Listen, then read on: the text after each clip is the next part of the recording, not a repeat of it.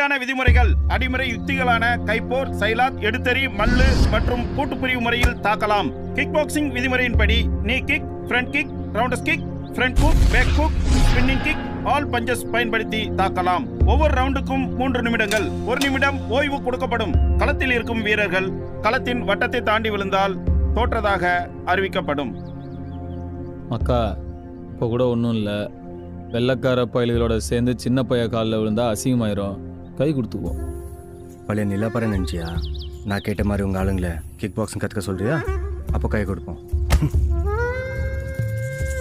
முதல் சுற்று